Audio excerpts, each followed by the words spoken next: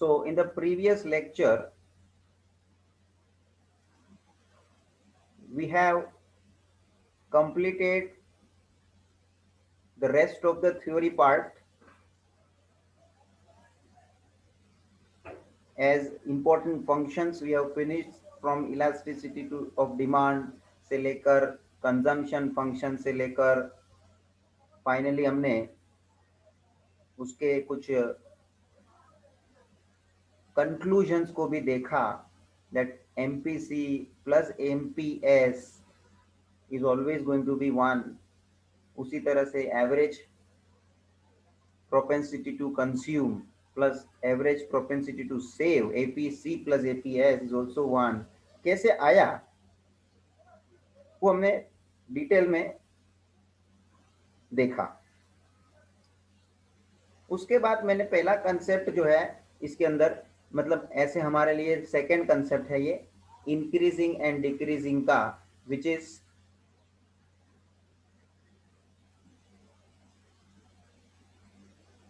Under application of derivative. उसमें दो point है। फंक्शन इंक्रीजिंग के तौर पे कभी वर्क करता है जब उसका डेरिवेटिव जो है ग्रेटर देन 0 होए, and function is decreasing when the f dash x that is the derivative is less than 0। तो क्वेश्चन कुछ इस तरह से आपको पूछते हैं। मैंने जैसे एग्जांपल आपके सामने रखा, find the values of x for which f of x x cube minus 3x square minus 9x plus 25 is increasing. और कभी कभी इन लोग दोनों भी पूछते हैं, नंबर 1 इंक्रीजिंग और नंबर 2 डिक्रीजिंग, मगर मैंने खाली तुमको क्वेश्चन में इंक्रीजिंग ही पूछा था। इधर सब लोग समझ लेना। आप लोग चाहे तो एग्जांपल में ये साइड में डिक्रीजिंग का भी नंबर लेके लिख के रखो। सभी लोग दोनों भी एक साथ पूछ सकते हैं। भले अभी क्वेश्चन में इन्होंने किस तरह से रखा है, खाली मेरे ख्याल से एक्सरसाइज में भी देखेंगे अपन, लेकिन मैं एग्जांपल इस तरह से कुछ आपको देके बेसिक आपका इतना क्लियर हो जाएगा, आपको एग्जांपल डिफिकल्ट लगना नहीं है एक्सरसाइज के खास करके। तो मैं वैरायटी बातें रखूंगा, पूरी बात को कवर करूंगा। भले फिर अपने को एक्सरसाइज में क्या लेवल पे रखा हुआ है पूछा है उन लोगों ने, that will be different story, but automatically that part will be covered in my example. ये मेरा एंगल रहता है कि भाई बेसिकली मेरे को सब चीज कवर करने की इच्छा होती है, then whatever it will be there in your exercise etcetera, it should be automatically covered. तो ये जो मैंने इंक्रीजिंग और डिक्रीजिंग के लिए जब भी हमको बोला रहेगा क्वेश्चन में, तो सीधी बात है उसके लिए मेरे को एफ डैश एक्स तो निकालना ही पड़ेगा ना। तो सबसे पहला स्टेप रहता है स्टेप कि भाई हम जो भी फंक्शन दिया है उसका, जिसके लिए उन्होंने इंक्रीजिंग डिक्रीजिंग की बात की है, मतलब किसके लिए बात की है, फंक्शन के लिए, तो उसका हमें डेरिवेटिव लेना है। तो फर्स्ट स्टेप मैंने डेरिवेटिव ले लिया। डेरिवेटिव लेने के बाद उसको हमने ग्रेटर देन 0 कर दिया। एफ डैश एक्स को ग्रेटर देन 0 इसलिए किया क्योंकि फंक्शन इंक्रीजिंग है, ऐसा हमें क्वेश्चन में बोलेला है। एंड इम्पोर्टेंटली जो भी डेरिवेटिव निकला वो डेरिवेटिव हमने यहाँ एफ डैश एक्स की जगह पे सब्सटीट्यूट करके ले लिया और ग्रेटर देन 0 के हिसाब से इसको आगे सॉल्व किया।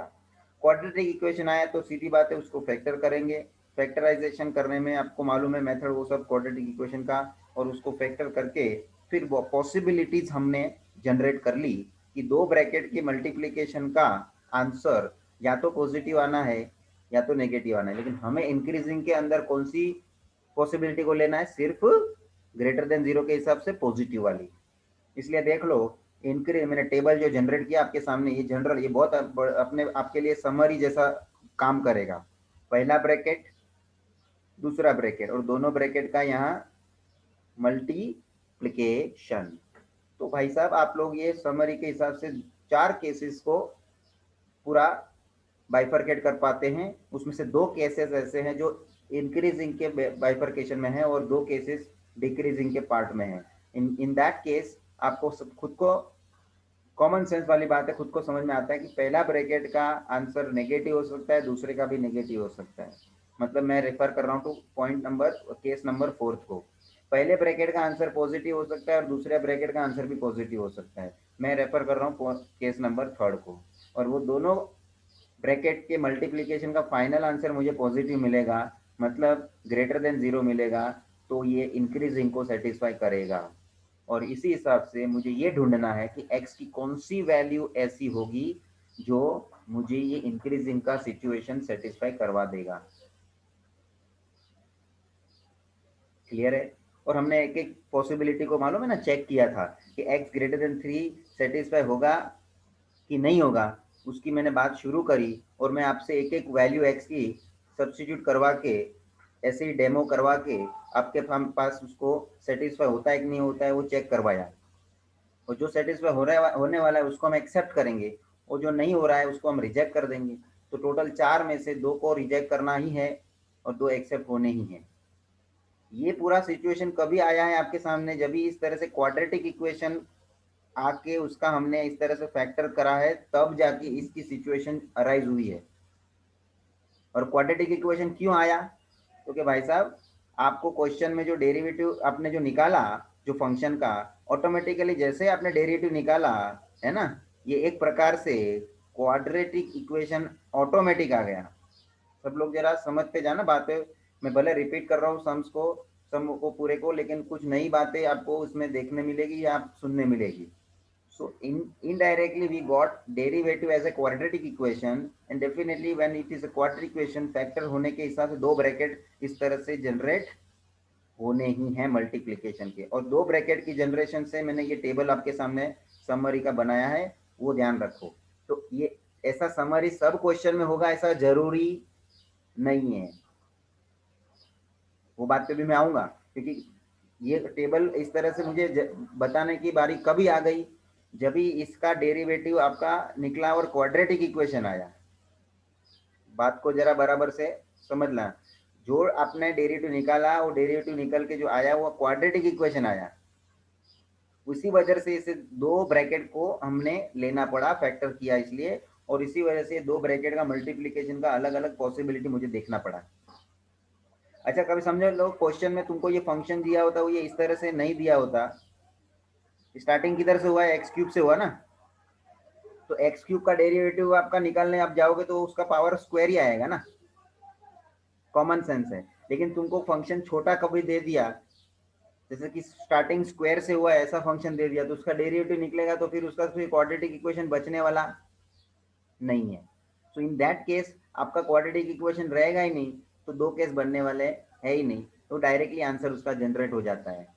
यहाँ पे क्वाड्रेटिक इक्वेशन आया तभी जाके आपको दोनों ब्रैकेट के लिए सोचना पड़ा। चलिए ज़्यादा बात नहीं करते हुए मैं एक और एग्जांपल आज शुरू कर रहा हूँ, और मैं जानबूझ के इसी टाइप के एग्जांपल में जा रहा हूँ, लेकिन मैं डिक्रीजिंग के आधार पे बातें रखूंगा, थोड़ा आपको भी रिपीट होने का मौका मिलेगा। कुछ डाउट भी रहेगा तो आप लोग उसके अंदर क्लियर कर सकते हैं।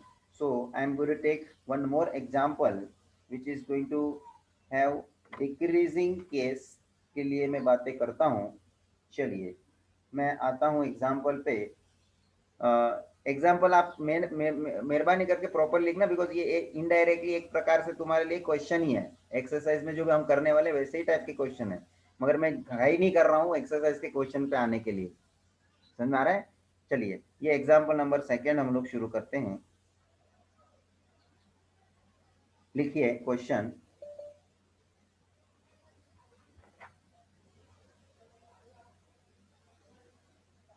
इसी तरह से स्टार्टिंग करेंगे। Find the values of X for विच,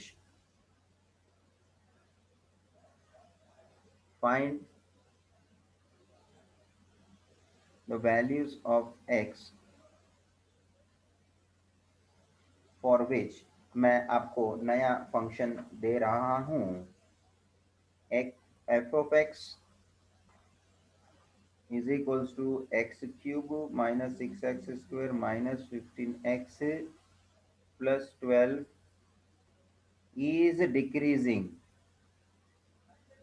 चल भाई जरा तुम लोग टेक्स्ट बुक में सामने रख के देखना जरा, ये क्वेश्चन उन्होंने दिया तो नहीं है ना? मेरे सामने टेक्स्ट बुक नहीं है।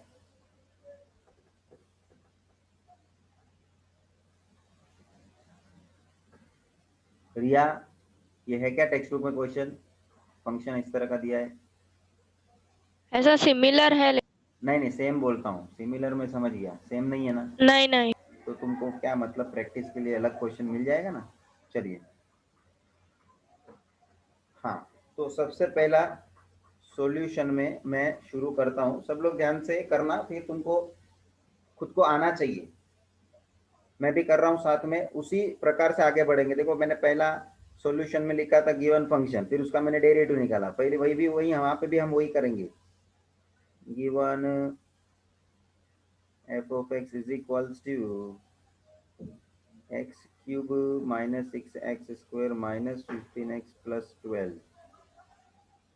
और मैं इसीलिए ये क्यूब वाला पैटर्न का फंक्शन ले रहा हूँ ताकि तुमको क्वाड्रेटिक मिले, जानबूझ के क्वाड्रेटिक का तुम्हारे को सामना करना पड़े और वो पॉसिबिलिटी से गुजरना पड़े। आप लोग सब लोग समझते होंगे, मैं जानबूझ के इस तरह के एग्जाम्पल पे ज़्यादा फोकस कर रहा हूँ, क्योंकि इससे छोटा फंक्शन दिया रहेगा तो और उल्टे का सीधा हिसाब बन जाता है और उसमें कोई ज़्यादा पॉसिबिलिटी को हमको देखना होता नहीं रहता है, क्योंकि वो छोटा फंक्शन हो जाएगा तो उसका क्वाड्रेटिक इक्वेशन डेरिवेटिव में मिलने नहीं वाला है।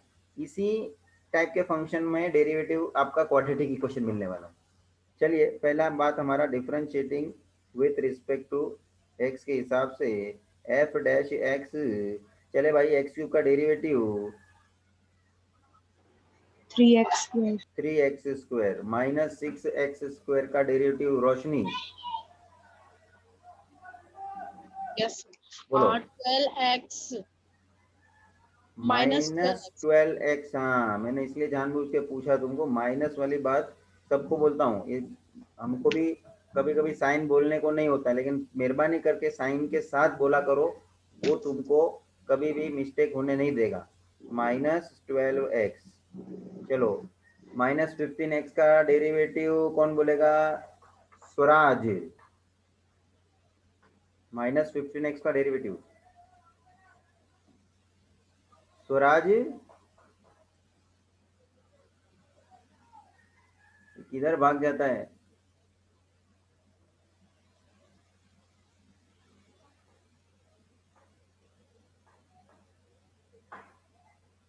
हेलो। हाँ भाई, किधर भाग जाता है? अरे नहीं सर, वो नेट प्रॉब्लम था। कुछ नेट प्रॉब्लम नहीं, तू इधर जुड़ा तो है पहले से? मतलब क्लिक नहीं हो रहा था। क्लिक नहीं हो रहा था? वाह, अभी क्लिक हुआ तो काय को बंद करता है? बोल। -15। -15, वेरी गुड। और +12 का डेरिवेटिव बोल।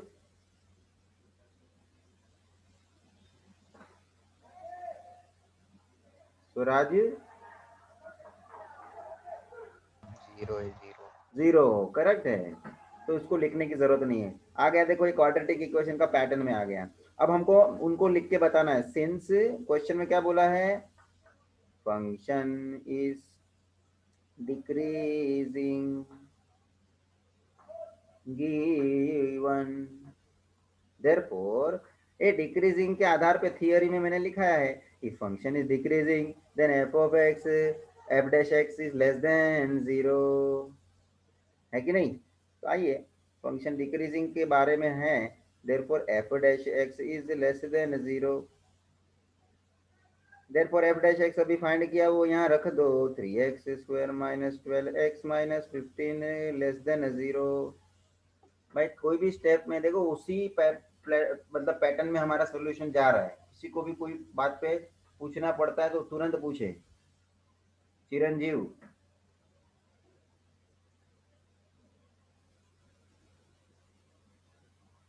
कुछ लोगों तो खाली मतलब एंटर होके चले जाते हैं क्या, ऐसा लगता है मुझे तो।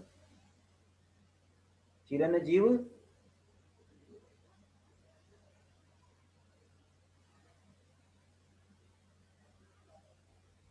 कमाल है। चल भाई, आगे सॉल्व करने के लिए अक्षत क्या करूं मैं? Tell me the next step Akshat.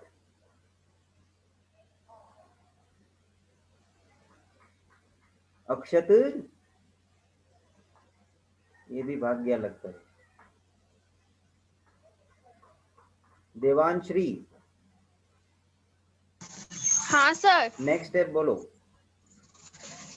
Sir 15 નું ફેક્ટર નીકાળવાનું 15 × 3 કરીને बात तो सही है, लेकिन मैं क्या ये पूरे को 3 से डिवाइड Dividing करके both the मैं, sides by 3.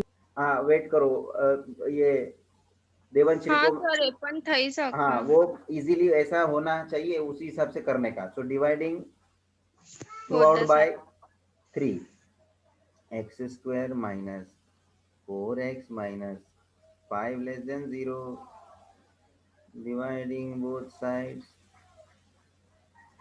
बाय 3। चलो देवांश्री, इसका फैक्टर बनाने का है, फैक्टर क्या आएगा? 5 into 1 5 1 जा, करेक्ट। अभी मुझे साइन के बारे में बताओ, पहले ब्रैकेट में क्या साइन आएगा? minus जो मिडल टर्म का जो साइन है ना, वो ले लेने का, माइनस, बराबर। अब यहाँ माइनस है, वो आंसर में मुझे चाहिए, तो इसके साथ ये माइनस साइन अभी रखा, उसके साथ यहाँ मैं क्या रखूं इधर कि मेरे को आंसर माइनस मिले? my plus plus.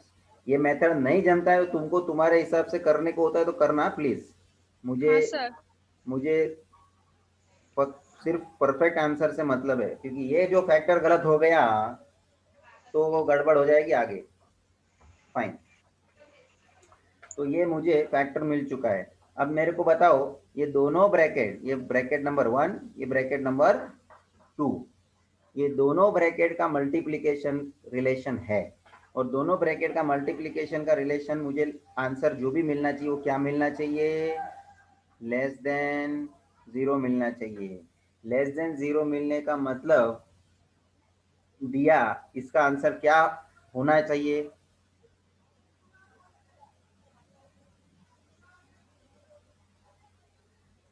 दिया, Yes, sir. लेस देन 0 होने का मतलब इसका आंसर क्या होना चाहिए?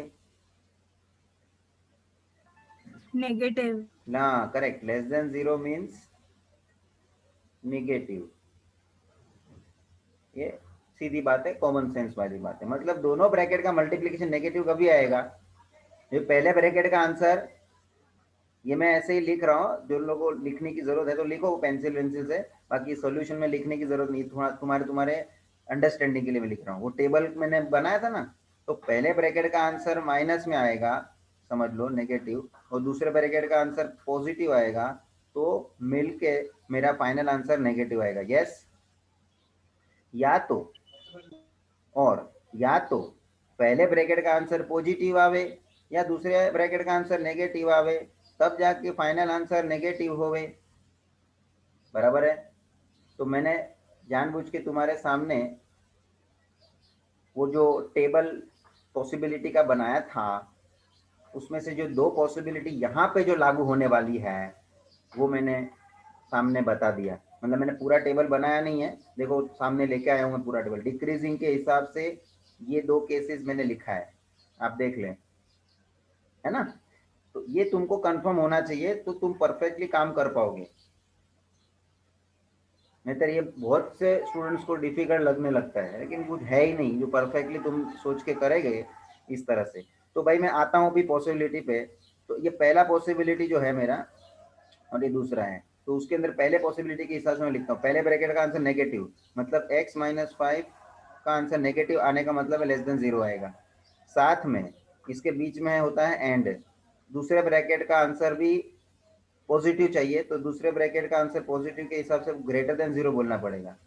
और दूसरी पॉसिबिलिटी में पहले ब्रैकेट का आंसर पॉजिटिव है, मतलब x minus 5 greater than 0, and दूसरे ब्रैकेट का आंसर नेगेटिव है, मतलब x plus 1 should be less than 0। ये सबको समझ में आया? किसी को भी इस स्टेप तक का कुछ पूछना हो तो बात करें, बात करें।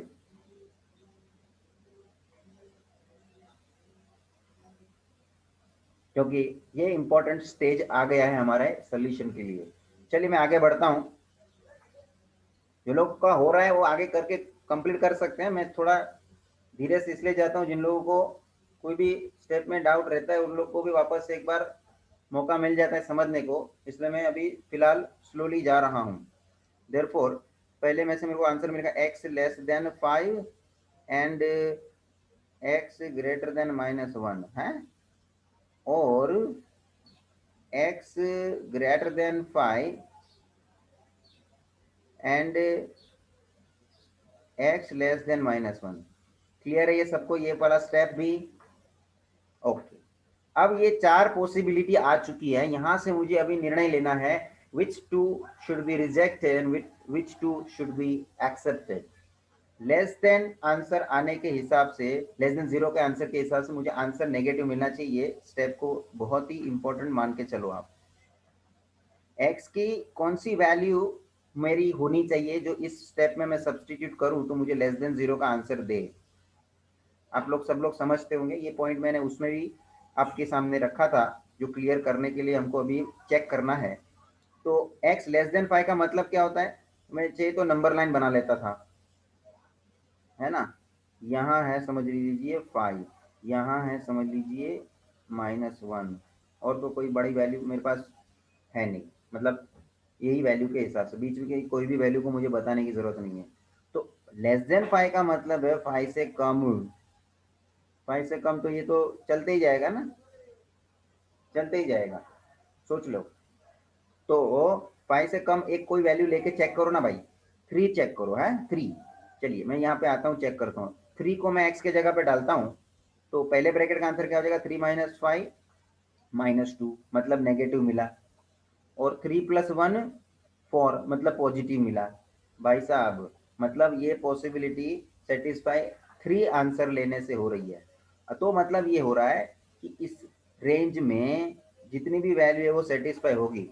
और आपको चाहिए तो और एक कोई वैल्यू चेक करके देखो। x लेस देन 5 में कोई नेगेटिव वैल्यू चेक करना है आपको, करके देखो। x लेस देन 5 मतलब वो तो नेगेटिव में -2 भी आ जाएगा ना। चलो -2 चेक करते हैं ना, चलो -2 चेक करते हैं। -2 - 5 -7, मतलब नेगेटिव आ गया। -2 + 1, -2 + 1 मतलब -1। -1, नेगेटिव आ गया। तो पहला भी नेगेटिव वैल्यू आया ब्रैकेट में, दूसरे भी ब्रैकेट में नेगेटिव आया, तो नेगेटिव नेगेटिव तो पॉजिटिव हो जाएगा, तो ये वैल्यू सेटिस्फाई नहीं हुआ। तो बोलेंगे कि कुछ सर रेंज में कुछ वैल्यू सेटिस्फाई हो रहे हैं और कुछ वैल्यू सेटिस्फाई नहीं हो रहे हैं। चलिए कोई बात नहीं, हम दूसरे वैल्यू पे आते हैं। x ग्रेटर देन -1 का मतलब क्या? मैं जरा कलर बदलता हूं आपको। ग्रेटर देन -1 मतलब -1 तो इधर है, उससे ग्रेटर, ग्रेटर मतलब मैं राइट हैंड साइड जा रहा हूँ, और राइट हैंड साइड किसके बाहर निकल गया मैं? आगे इनफाइनाइट तक जाएगा ना भाई, और यहाँ पे भी जाता है तो -इनफाइनाइट तक जाएगा। तो -1 से ज्यादा कोई एक वैल्यू चेक करो। चलो मैं 4 करूंगा। ये 4 मैंने ऑलरेडी करके देखा था ना, सेटिस्फाई हो रहा था ना, 4 सेटिस्फाई हो रहा था, लेकिन मैंने -2 सेटिस्फाई करने की कोशिश की, वो सेटिस्फाई नहीं हुई। तो 5 से भी कोई ज्यादा वैल्यू लेके देखो, क्योंकि -1 से ज्यादा, -1 से ज्यादा तो इनफाइनाइट तक है ना, तो 5 से भी ज्यादा कोई वैल्यू हो सकती है। तो चलो मैं 6 चेक करता हूँ। 6 को अपन चेक करेंगे। 6 - 5 +1, 6 + 1 7, पॉजिटिव आ गया। पॉजिटिव इंटू पॉजिटिव पॉजिटिव, ये तो केस मेरा ये डिक्रीजिंग का बनता नहीं है। तो भाई 6 जो है इस 5 से बड़ा, वो उसको सेटिस्फाई नहीं कर रहा है, और इस बाजू -1 से छोटा इसको सेटिस्फाई नहीं किया। तो 6 का भी मैं लिख के रखता हूँ status, it is not satisfying.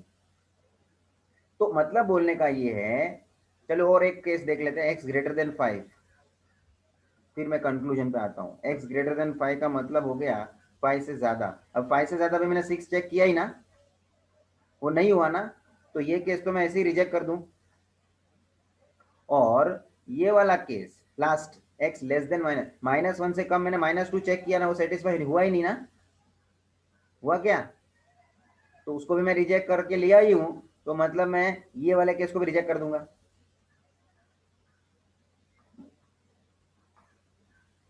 अब बचता क्या है सेटिस्फाई होने में? तो 4 सेटिस्फाई हुआ था। 4 ऐसी वैल्यू है जो -1 से ज्यादा है और +1 से कम है। मतलब अब मेरा कंक्लूजन ये आ रहा है, ये मैंने ये जो डायग्राम आपके सामने नंबर लाइन ड्रॉ किया, उसमें ब्लैक भी आया और ब्लू भी आया ना, इतने पार्ट में, इतने पार्ट में देखो तो आप ब्लैक का भी शेडेड पार्ट आया है और ब्लू का भी आया है, मतलब ये रीजन जो है वो दोनों के लिए सेटिस्फाई हो रहा है। दोनों के लिए मतलब कौन से दोनों के लिए? x less then 5 and x greater than -1। इसका मतलब है इसके बीच जितनी भी वैल्यू होगी सिर्फ उतनी ही वैल्यू इसको सेटिस्फाई करेगी। आप लाख कोशिश करके देख लो, कोई भी वैल्यू लेके उसके अलावा उसको सेटिस्फाई नहीं करेगी। आप वही वैल्यू लेके चेक करोगे तो सेटिस्फाई होगी जो इसके बीच में है। Are you sure? आप लोग समझ रहे हैं सब लोग? और कोई दूसरी वैल्यू आपको लेके चेक करनी भी है तो चेक करके देख लो। मैंने 4 लिया था जो ये दोनों के ये इसके बीच में थी, और कि उसके भी अलावा कोई दूसरी वैल्यू आपको चेक करनी है तो चेक करके देख लो, इसको सेटिस्फाई होना ही होना है। बीच में 0 भी आ गया है ना, बीच में इसके 0 भी आ गया, -1 से ज्यादा और 5 से कम, तो यहाँ आपको मिलेगा 0 भी। 0 भी आप डाल के चेक कर सकते हो कि भाई एक्सेप्शनली एक आपको 0 भी चेक करना हो तो 0 - 5 -5, 0 + 1 + 1। पहले में आया नेगेटिव, दूसरे में आया पॉजिटिव, आ गया ना भाई? Yes sir. सब लोग को बैठता है ये पॉइंट मेरा जो मैंने डिटेल में गया, क्योंकि एक चेक किए बिना तुम जजमेंट नहीं ला पाओगे। और ये सर पर हम लोग 0 थोड़ी यूज कर सकते हैं वो किस में नहीं कर सकते हैं बोला था? सर, क्योंकि इसमें इंक्रीजिंग नहीं नहीं नहीं में, नहीं नहीं, ऐसा मैंने बोला ही नहीं। क्योंकि एक मिनट सर ग्रेटर देन वो इक्वल्स टू तो थोड़ी है। वो तो एक मिनट, वो तो लास्ट लेक्चर में वो क्वेश्चन की पॉइंट ऑफ व्यू बात करी जिसमें मैंने 0 मना करा था, करेक्ट? Yes sir. हाँ, अब देखो दोनों में मिक्सअप नहीं करो। उसमें जो सिचुएशन थी उसमें 0 नहीं आ पाया था, इसलिए उसमें हमने ना बोला था। Yes yes sir. मैं डायग्राम लाता हूँ तुम्हारे सामने, देखो। अच्छा ये क्लियर करो पॉइंट। ए मेरा डायग्राम दिख रहा है सबको? हेद? हाँ सर। तो देख ना, 0 शेडेड पोर्शन में आया है क्या किधर? नहीं सर। तो 0 मेरे रेंज में आना चाहिए कि नहीं आना चाहिए? नहीं। नहीं आना चाहिए। ये किसकी बात हुई? प्रीवियस क्वेश्चन में उसके फंक्शन की बात हुई, जिस फंक्शन के लिए हमने डिस्कशन करा है उसके लिए डायग्राम बना था, करेक्ट? हाँ सर। अब नया क्वेश्चन, नया फंक्शन, नए से बातें शुरू होगी, नए से थिंकिंग होगी, नए से डिसीजन बनेगा मेरा। यस हाँ सर। अब मेरा डायग्राम देखो। अब मेरे डायग्राम में शेडेड पोर्शन जो हुआ है उसमें 0 आया है ना? हाँ सर। अच्छा, मैं खाली डायग्राम में नहीं देखना चाहता हूँ, मेरे को तसल्ली लेनी है तो मैं 0 को डाल के भी देखूंगा। चलो मैंने डाल के देख ही भी लिया ना, हाँ सर। तो सेटिस्फाई हुआ कि नहीं? Yes sir. हाँ, बस ये पॉइंट पे आपको आना है। हर एक क्वेश्चन में नई सिचुएशन होगी, नए से सोचना है, इसलिए ओके वो सर। उसमें आया और इसमें नहीं आया ऐसी लॉजिकली उस तरह से बात मत रखो। उसका इंडिपेंडेंट लॉजिक बनता है, वो अपने को अलग अलग सोचने का है। बात अच्छा किया तुमने ये पॉइंट पे कि वो 0 वाली बात तुमने उसमें मैंने जो ना बोला था उसको पकड़ के रखा, मगर इसमें नहीं हो अपने को उसको पकड़ा है, उसमें मैंने पकड़ के रखा था बस। तो सब लोग ये ओके पॉइंट को सर। क्लियर करें बराबर से जो डाउटफुल है तो। So finally the shaded part I have shown combine, कि जो ब्लैक में भी मैंने शो किया और ब्लू में भी शो किया उतना ही पार्ट तुमको दिखेगा। मतलब मैं एक फ्रेश डायग्राम बना लूं तो तुमको ये समझ में आता है कि -1 और 5 ये जो है इसके बीच में ये जो पार्ट है उतने ही वैल्यूज सेटिस्फाई होंगे। अच्छा, एक बात बताने के हिसाब से बता देता हूँ। मैं यही क्वेश्चन में इंक्रीजिंग के लिए पूछता, अभी मैंने क्या पूछा है? डिक्रीजिंग। समझ लो, जरा बराबर से जवाब देना, मैं तुमको पूछ रहा हूँ। यही क्वेश्चन में मैं समझो डिक्रीजिंग इंक्रीजिंग का पूछता, और मैं पूछ सकता हूँ, तो इसको जब आप सोल्व करते, चलो सॉल्यूशन की बात नहीं करता हूँ, डायरेक्ट डायग्राम पे आता हूँ, तो कौन सा पार्ट आपको शेडेड करने को होता? x is greater than 5 and x is less than -1 हाँ, जो मैंने रिजेक्ट किया वो वो एक उधर से, एक्सेप्ट हो तो भाई जाएगा। ये देख मेरा ये शेडेड पोर्शन ब्लैक में दिखता है, वो एक ऐसा शेडेड पोर्शन है जो इंक्रीजिंग के केस में सेटिस्फाई होता था, and that is what we have rejected less than -1, जो मैंने चौकड़ी मार के रखा है, देख लो, this is the part. And 5 से ज्यादा, greater than 5 till infinite, both the sides. At this particular area I have shown this, which is rejected. तो ये मेरा पूरा डायग्राम आपको दिख रहा है। ये डायग्राम में black shows, black part shows, black shaded part shows value satisfying in under increasing case, and the blue shaded part shows the values of x satisfying in decreasing. ये मेरे को इच्छा होती थी, मैंने अभी लास्ट लेक्चर में भी वो इंक्रीजिंग डिक्रीजिंग दोनों एक साथ में मेरे को, मगर मेरे पास टाइम नहीं था, इसलिए मैंने एक ही केस करके छोड़ दिया। अभी मैंने डिक्रीजिंग के लिए नया क्वेश्चन ले लिया, लेकिन हम लोग को पहले हमने ऐसे क्वेश्चन बहुत कराए हैं कि इसमें इंक्रीजिंग डिक्रीजिंग बहुत एट ए टाइम होता था। तो एक ही क्वेश्चन में क्या ना, एक ही फंक्शन को लेके बच्चे लोग को समझने मिलता था कि हाँ डिक्रीजिंग में क्या और इंक्रीजिंग में क्या, एक ही फंक्शन को पकड़ के हम ये करते थे कंपैरिजन। कोई बात नहीं, लेकिन इसमें मैंने बता तो दिया आपको, तो पूरा सॉल्यूशन करें और उसके बाद आप जजमेंट में आए। तो ये जो दो एक्सेप्ट, जो दो रिजेक्ट हुआ है यहाँ पे डिक्रीजिंग में, वो इंक्रीजिंग में एक्सेप्ट होने का है। वो मैंने लास्ट में भी बोला था आपको, लास्ट क्वेश्चन में, कि जो दो सिचुएशन इंक्रीजिंग में एक्सेप्ट हुआ है वो डिक्रीजिंग में रिजेक्ट होना है। बराबर दिमाग में बैठा लेना ये, और वो आपको उसका पूरा वेरिफिकेशन मिल रहा है, डायग्राम में भी दिख रहा है, आप वैल्यू को भी चेक करके देख रहे हो। ये इतना डिटेल में मैं इसलिए जा रहा हूँ ताकि तुमको इसमें एक भी पॉइंट पे डाउट रहे नहीं, और आप कंफर्म होके सॉल्व करना है। इसमें कोई बहुत से लोग ऐसा मैंने देखा है, वो इधर ये स्टेप के बाद ना डायरेक्ट आंसर लिखवाते हैं। तो कैसे आता है आंसर, भले एक दो स्टेप मेरे को ज़्यादा करना पड़ेगा, क्योंकि वही मेन बात है कि जो समझने की, कि वो दो स्टेप में जो मैंने दिखाया है वही मेन समझने का बात है। उसको करे बिना डायरेक्ट आंसर लिख लेंगे, that is not advisable as far as proper solution is concern. ठीक है, तो अब मेरे को कंक्लूजन करना है। ये डायग्राम आपको क्वेश्चन के सॉल्यूशन में बनाने का नहीं है, लेकिन आप बना रहे हो आपके समझने के लिए, तो बना के रखो, आपको भी अच्छा लगेगा। तो लास्ट में मैं कंक्लूजन में आता हूं कि कौन से दो वैल्यू को हमें अभी यहाँ सेटिस्फाई करने मिलेगा। देयरफॉर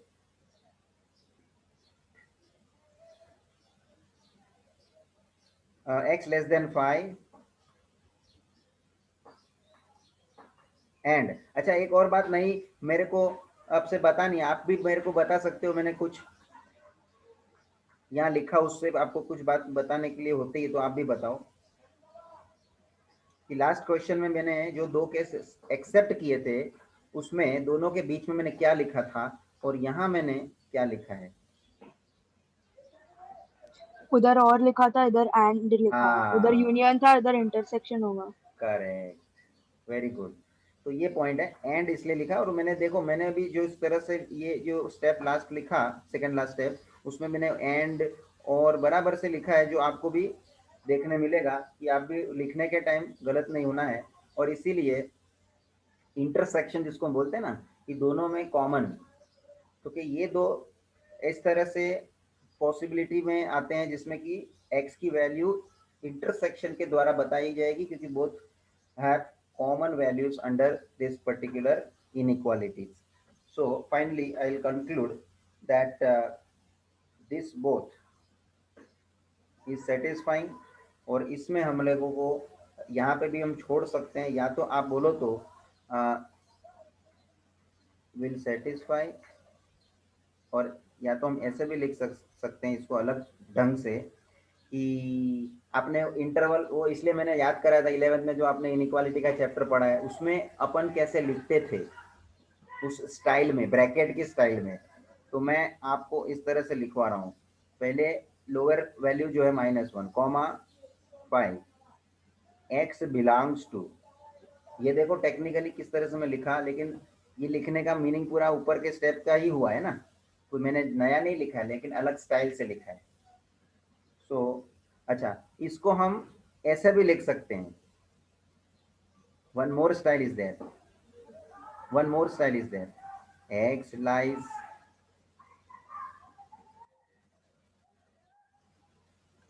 -1. हाँ, x lies between -1 and 5. ये सब हम लिख सकते हैं। समझ में आ रहा है? क्योंकि कॉमन हिस्सा है ना, ग्रेट लेस देन और इक्वल टू मत लिखना ना, खाली लेस देन, क्योंकि 5 खुद इंक्लूड नहीं है, -1 खुद इंक्लूड नहीं है। Are you getting? तो ये बात हो गई कि मैंने जो ये दो मेथड लिख के बताया, you can find both the way of conclusions are appropriate. Anyways you can write down. अभी जो भी आंसर में पीछे लिखते हैं वैसा हम भी लिखते हैं कभी कभी, या तो इन लोग ने टेक्स्ट बुक में जैसा लिखा रहता है ऐसा हम लिखते हैं, और कुछ नहीं। अदरवाइज ये आप लिख के रखो दोनों कंक्लूजन। तो हम लोग ऐसा लिखते हैं, therefore f of x is decreasing at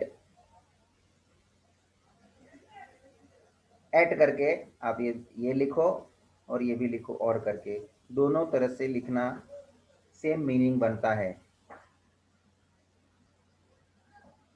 I am sure आपको सबको समझा है। कुछ पॉइंट पे भी पूछना हो तो बात करो। I am asking to all.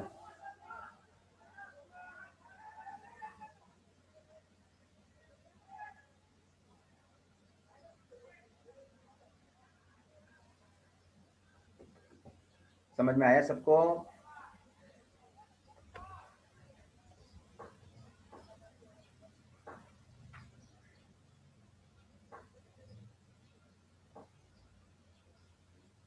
चलिए, तो ये एग्जाम्पल मेरा खत्म हुआ। अब मैं तुम्हारे सामने ऐसा एग्जाम्पल एक रख रहा हूं जिसमें कि मैं कोई फंक्शन आपको क्वेश्चन में दूंगा, वो फंक्शन उस हिसाब का होगा जो हमने इकोनॉमिक्स, कॉमर्स, मैनेजमेंट के जो फंक्शंस देखे ना, उसके रिलेटेड में। मतलब वो क्वेश्चन प्रैक्टिकल होगा, क्योंकि वो क्वेश्चन ऐसा है जिसमें मैंने कुछ प्रैक्टिकल फंक्शंस के तौर पे आपको क्वेश्चन दिया रहेगा। यहाँ पे तो कुछ अपने को बोला नहीं है, खाली एफ ऑफ एक्स मतलब फंक्शन कुछ भी हो सकता है, एज अ फंक्शन लेके आगे बढ़ो। But what I am saying that in my example next one you will find particularly एक क्वेश्चन में ऐसा फंक्शन मैंने लिया है जो इकोनॉमिकल कोई कंसेप्ट को बिलोंग करता है। जैसे कि मैं थर्ड एग्जांपल लिख लो सब लोग, ये पहले को सबको लिख के हो गया ना, किसी का रहता नहीं है ना? Everybody have written properly? Diagram बराबर बना ना प्लीज। बोले एग्जाम में हम नहीं बना रहे हैं, उसका मतलब जरूरत नहीं है, बनाएंगे तो भी ठीक है, अच्छी बात है, मगर क्या अपन टाइम के हिसाब से थोड़ा अवॉइड करते हैं। हमको मालूम है कि भाई ये सब वैल्यूज कैसे आ रही है, तो डायग्राम की कोई जरूरत नहीं है। डायग्राम तो मेरे को समझाने के लिए, बराबर है? चलिए एग्जाम्पल नंबर थर्ड इंपॉर्टेंट है, ऐसा टेक्स्ट बुक में आपको दिया भी नहीं है। चलो मैं लिखता हूँ, ध्यान दीजिए। Start writing. The daily production cost, daily production cost to manufacture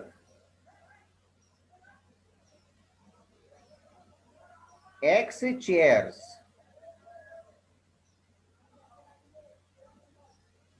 is given by rupees 50 plus 14x plus x square upon 2 full stop. Find x for which average cost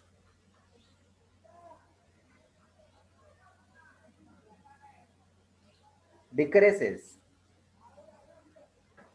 average cost decreases.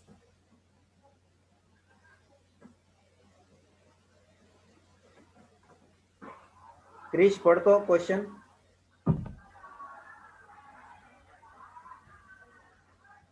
The daily production cost to manufacture X chair is given by rupees 50 plus 14x plus x square by 2 bracket close. Find x for which average cost decreases. हाँ, यहाँ आपको function f of x करके function नहीं दिया है। Can anybody tell me what is the given function और उसको हम क्या बोलेंगे?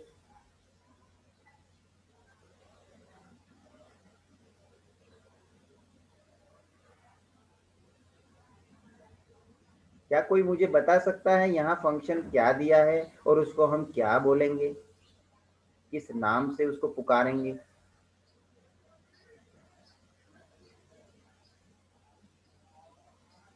आप लोगों को मैं बोलता हूँ, आप लोग सब लोग स्टूडेंट्स हो, लेकिन स्टूडेंट्स के अंदर मैं समझ लो क्रिश का नाम बोलता हूँ तो क्रिश का एक स्पेसिफिक मैंने नाम बोला ना, but he is also a student.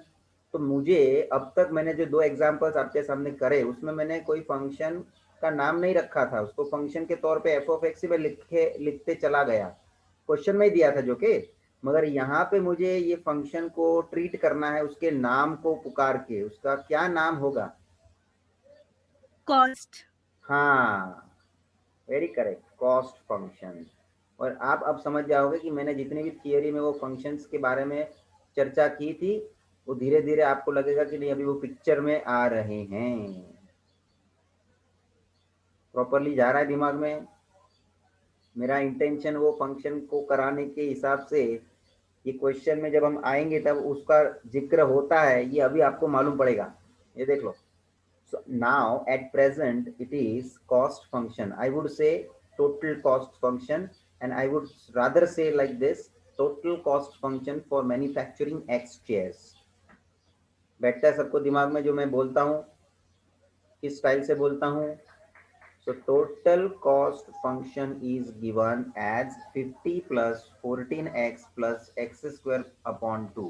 तो मुझे एक मिनट है, मैं सॉल्यूशन नहीं लिख रहा हूँ, लेकिन मैं आपको ऐसा बोलूँ, कोई मुझे ऐसा लिख के बोले कि सर f of x दिया है आपको 50 plus 14x plus X square upon 2, ये कोई लिख के मुझे बताता है तो मैं ये लिखा हुआ सही है या गलत है? बोलो। मेरे को फंक्शन दिया है ये जो मैंने को कोई ऐसा लिख के देता है तो मैं उसको सही बोलूँ या गलत बोलूँ? गलत। तो कि है तो सही, लेकिन उसका एग्जैक्ट यहाँ मीनिंग अरेंज कर। ना अरेंज की बात तो नहीं है, अरेंज की बात नहीं है वो, मैं उस पर मत जाओ। मुझे यहाँ f of x बोला और कोई f of x बोलेगा तो मुझे यहाँ मालूम नहीं पड़ेगा कि ये फंक्शन किसके बारे में है। मैं आपको अनाउंसमेंट करने के लिए मैं बोलता हूँ स्टूडेंट्स, तो ऐसा मैंने जब अनाउंसमेंट के लिए स्टूडेंट्स वर्ड बोला तो किसी का नाम लिया क्या मैंने? नहीं। तो वो मेरे को क्या बोलने का मतलब होता है, मैं इन जनरल सबको बोल रहा हूँ, स्टूडेंट्स वर्ड बोला तो मैं सबको बोल रहा हूँ, मगर मैंने किसी का नाम ले लिया, समझो कि हेत, तो हेत को पता चलेगा कि ये मुझे ही सर बोल रहे हैं या मुझे रिप्रेजेंट कर रहे हैं, करेक्ट? तो मेरे को यहाँ ये f of x, खाली f of x बोल के मैं खड़ा रह जाऊंगा तो मुझे ये समझ में नहीं आएगा ये कौन सा फंक्शन है। तो ये f of x लिखने के वजह से मुझे क्लियर नहीं होता ये फंक्शन कौन सा फंक्शन है। तो इसके जगह पे मुझे क्या लिखना चाहिए, कोई बोलेगा? सी। सी। अभी तुमको देखो वो सब, हाँ कॉस्ट फंक्शन, वेरी करेक्ट। अभी देखो तुमको थियरी का याददाश्त लेना पड़ेगा कि वहाँ हमने टोटल कॉस्ट के मैंने देखो हेडिंग में लिखता था, मैंने उसको किससे डिनोट करते हैं वो फंक्शन को, तो उसका मैंने अल्फाबेट लिखा था सी। टोटल रेवेन्यू होता तो आर, प्रॉफिट को पाई, याद आ रहा है ना? तो वो हिसाब से यहाँ एफ ऑफ एक्स लिखने की वजह से मैं सी लिखूंगा उसके जगह पे, ताकि मुझे ये क्लियर हो कि भाई ये टोटल कॉस्ट फंक्शन के बारे में बात चल रही है। चलिए सॉल्यूशन में मैं आता हूँ।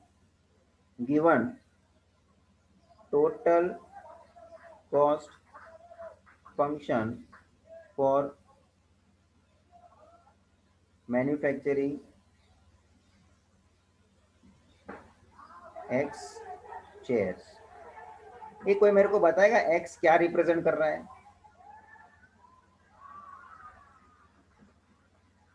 Quantity produced. Quantity produced, very correct. And in this question the production is related to the chairs. सब लोग समझ रहे हैं? यहाँ जो गुड्स है, यहाँ जो प्रोडक्ट है वो चेयर है. इन जनरल हम क्वांटिटी प्रोड्यूस बोलते हैं, बराबर इसी बात है, but here they are talking about this chairs product.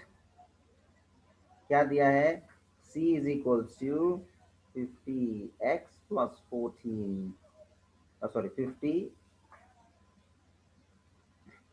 plus 14x plus x square upon 2. ये हमारी शुरुआत हो गई है. अब क्वेश्चन आगे पढ़ते हैं. Find x for which average cost is decreasing. हमको x की वैल्यू ढूंढनी है. वो तो बात सही है, आपको समझ में आ गया, क्योंकि लास्ट क्वेश्चंस के अंदर भी मैंने ऐसा ही आपको हेडिंग में दिखाया है लिख के कि find the value of x. बैठता है हमको. अब इसमें देखो, ये क्वेश्चन जो मैंने लिया था जो प्रीवियसली फर्स्ट सेकंड, उसमें मैंने फंक्शन बोला और बोलता है फंक्शन जो f ऑफ x है वो ही है डिक्रीजिंग या वो ही है इंक्रीजिंग. ऐसा मैं फंक्शन के लिए बोला. यहाँ पे मैंने किसके लिए बोला डिक्रीजिंग है? Average cost. Yes, so I am talking about average cost. कि average cost decreasing है, ऐसा मैंने बोला है. तो we supposed to have average cost function first. तो हमारे पास सबसे पहले average cost function होना चाहिए. देखो, जिसकी बात करते हैं उसको पिक्चर में लाना है हमको. किसकी बात कर रहे हैं यहाँ पे हम? कॉस्ट, टोटल कॉस्ट की बात कर रहे हैं या एवरेज कॉस्ट की बात कर रहे हैं?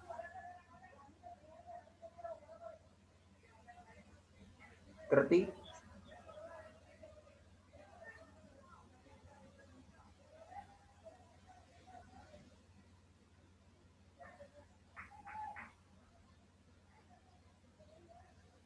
स्तुति,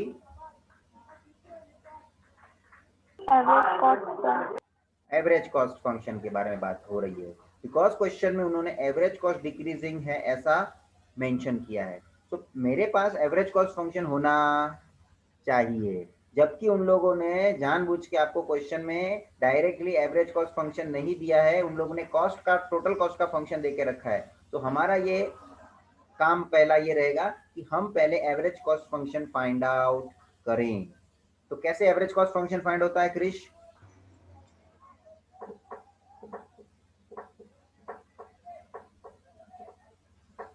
Sir, C by X. C by X. So यहाँ पे हम पहले average cost function find out करेंगे. Here average cost function is equals to AC is equals to total cost upon X.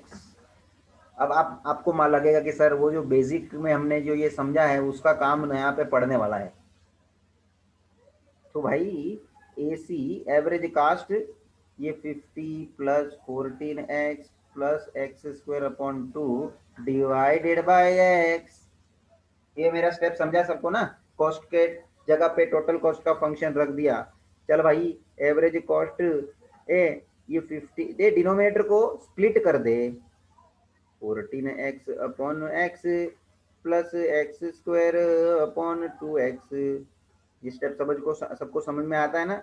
Divide किया है सबको स्प्लिट करके. तो एवरेज कॉस्ट जो है वो आ जाएगा 50 अपॉन x. यहाँ x कैंसिल है, प्लस 14 और यहाँ पे भी एक x कैंसिल हो जाएगा. ये बनेगा x upon 2.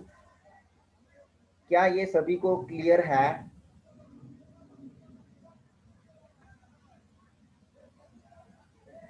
Yes, sir. Saurabh,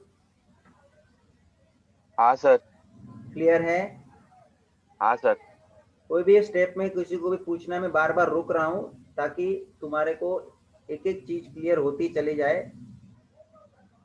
everyone you can ask in between if there is some doubt, क्योंकि एक बार ये सब क्लियर है तो तुम्हारे को पूरा चैप्टर हाथ में है भाई, फिर खाली बात रहती है तुम्हारी प्रैक्टिस की, और वो तो तुम माहिर हो करने में।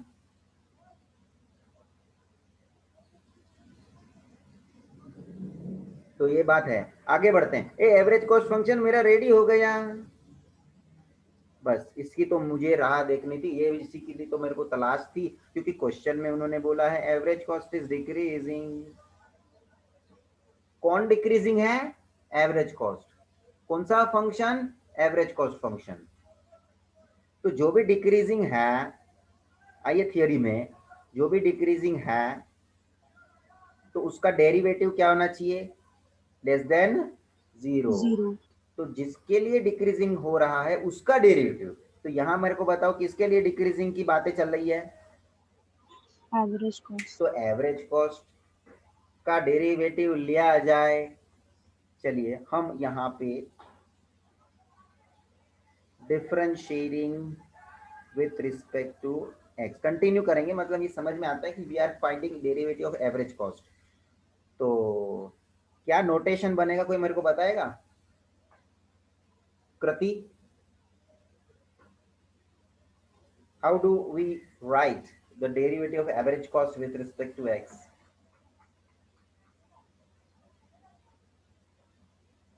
ये तो मेरे को लगता है कि एक जीरो चले गए, ये रिप्लाई नहीं करते, इसका मतलब क्या समझने का? Can anybody tell? पहला मेरा ये डाउट है,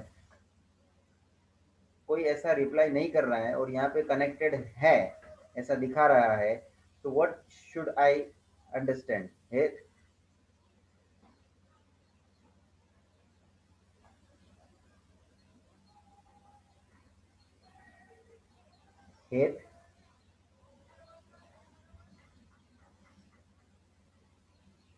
क्रिश, यस सर। ये मेरा डाउट सुनना तूने? हाँ सर। इधर मेरे को दिख रहा है ये कनेक्टेड है बच्चे जो जिन्होंने मीटिंग ज्वाइन किया, लेकिन उसको मैं पूछता हूँ तो आंसर नहीं दे रहे, तो उसका क्या मतलब समझने का मुझे? सर अब क्या बोलूं? क्या बोलूं? क्या जो सर, है वो बोल। सर मैंने कभी किया नहीं ऐसा ट्राई, इसलिए मेरे को नहीं अरे पता। ऐसा नहीं, ऐसा सिचुएशन में मेरे को क्या समझने का, मैं भी, तू अंदाजा से कुछ भी बोलना, मेरे को फाइनल थोड़ी समझने का है कि सर ऐसा भी हो सकता है वैसा भी हो सकता है, कुछ ऑप्शन में बात कर। मैं थोड़ी बोलता हूँ फिक्स वैसा ही होगा, क्या हो कुछ सकता? काम रहेगा तो गए रह गया, तो फिर दूसरा ऐप चालू करके बैठे रहेंगे। अच्छा, मतलब उन लोग कनेक्टेड तो हैं? हाँ सर। That is sure. और किसी को कुछ बोलना है इसमें? पर सर कभी कनेक्टेड दिखते हैं पर आवाज नहीं आती क्योंकि थोड़ा स्लो कनेक्शन होता है। मतलब किसकी आवाज नहीं आती? आपकी आवाज नहीं आती। उनको नहीं जाती रहती है ऐसा? हाँ, बहुत लैग होके जाती होगी। स्क्रीन दिख रही होगी पर आपकी आवाज बहुत लैग होके जाती होगी। अच्छा, लैग होके जाती है तो भी सुनेगा तो सही ना? सर पर एकदम ऐसे बीच में अटक अटक के जाती है तो समझ में नहीं आता कि आपने किसका नाम बोला या क्या बोला। तो यहाँ से मैं क्या करूँ तो उन लोगों को समझ में आए? यहाँ से कुछ मैसेज डाल सकता हूँ मैं? सर आपने चैट का ऑप्शन नहीं रखा ना पर। तो मुझको क्या करने का? सर आप वैसा भी कर सकते हो, चैट का ऑप्शन चालू कर सकते हो, सिर्फ आपका आप उनको डाल सकते हो, उन लोग आपको चैट नहीं डाल सकते वैसा। उन लोग चैट नहीं डाल सकते और बाकी वैसा भी ऑप्शन है, उन लोग भी चैट डाल सकते हैं ऐसा? हाँ सर। वो मतलब वो तो मैं ऑन करूंगा तो स्टूडेंट भी एक दूसरे को चैट करते रहेंगे ना? सिर्फ आप ही मैसेज कर सकते हैं, ऐसे भी ऑप्शन होता है ना? मैं कर सकता हूँ, मगर उन लोगों को भी मैं बोलूँ कि भाई तुम भी मुझे रिप्लाई करो, तो हाँ तो सर सिर्फ ऐसा भी हो सकता है कि आप उनको करो और वो आपको करे, बस यही दो का, अंदर अंदर नहीं कर सकते उन लोग, ऐसा भी हो सकता है। ऐसा है ऑप्शन ना? हाँ सर, सेटिंग्स में होता है। तो एटलीस्ट क्या आवाज का तू जो बोल रही है लैग होके जा रहा होता है और उसको सुनने में नहीं आता होगा, तो एटलीस्ट मैसेज देख के तो आइडेंटिफाई कर सकते ना मैं उसको बुलाया हूँ? हाँ सर। हाँ तो एटलीस्ट है ना, मैं इतना तो ध्यान में ले सकता हूँ ना कि वो स्क्रीन के सामने होगी या होगा। हाँ सर। अदरवाइज नहीं भी मैसेज का उन लोग रिप्लाई कर पाते हैं तो मैं ये समझ जाऊंगा कि उन लोग उसके सामने नहीं है। सर उससे अच्छा वीडियो ही ऑन रखने का ना, पता ही चल जाएगा सामने बैठा है कि नहीं। लेकिन वीडियो में लोग बोलते हैं बहुत नेट खाता है हमारा, ये वो होता है, तो हम लोग में फिर क्या करूं मैं? हम लोग के पास उसके सिवाय कोई ऑप्शन नहीं ऑफ करवाने के सिवाय। वो बात तो सही है, वीडियो ऑन रखने की बात तो हम लोग को अच्छी ही लगेगी ना, क्योंकि उसमें तो तुमको हम सामने भी एक्सप्रेशन तुम्हारा भी हम देख सकते हैं, तुमने समझा है नहीं समझा है, ये जो भी है that is much much better way. But उसमें लोग बोलते हैं नेट खाता है, ये तो बात सही है ना। हाँ सर, जूम कंज्यूम तो करता है डेटा। हाँ, तो मतलब वही बात हो जाती है कि फिर वो थोड़ा ऑप्शन हमको वो पॉसिबिलिटी को रिजेक्ट करना पड़ता है। खैर ये तो एक ऑप्शन हाथ में है, चलो इसको हम करके देखेंगे ना। क्या लगता है ये ऑप्शन सक्सेसफुली होगा क्या? मेरे को यहाँ से खाली टाइप करके भेजना पड़ेगा ना वो चैट, उतना ही मेरा काम बढ़ेगा ना, और तो क्या।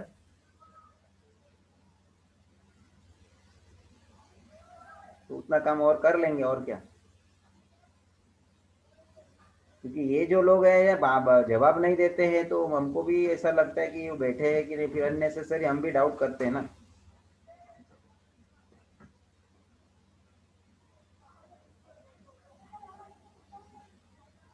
खैर चलो इसको आगे बढ़ाते हैं भाई, बातचीत तो चलती रहेगी। तो एवरेज कॉस्ट के लिए पूछा है जब उन लोगों ने, तो एवरेज कॉस्ट का डेरिवेटिव लेना पड़ेगा। समझ में आया? फाइन। एवरेज को डिफरेंशिएटिंग विद रिस्पेक्ट, मैं पूछ रहा था ये इसका नोटेशन क्या लिखेंगे? d/dx into AC। या d/dx of AC is equals to 50 upon x। भाई साहब 50 अपॉन x का डेरिवेटिव क्या होगा? Riya? Sir u by v rule. अरे बाप रे, u बाई वी करने बैठेंगे गलत नहीं होगा, लेकिन नहीं सर, x ऊपर ले लो और -1 वो पावर में। वो भी तेरी बात सही है, लेकिन मैं और तुमको शॉर्टकट से मैंने सिखाया है। 1/x का कर सकते हैं कुछ। एक मिनट, 1 बाई 1। नेक्स्ट कौन बॉयज में से कौन बोला, वो बोलो। -50 upon x square 1 upon x का। अभी रिया तो दोनों तरीका राइट बोली है, गलत नहीं बोली है, लेकिन मैं जो बोलता हूँ वो डायरेक्ट मेथड तुमने जब सीखा है तो तुम वो क्यों नहीं अप्लाई करते? 50 अपॉन एक्स का मतलब 50 इंटू 1 अपॉन एक्स।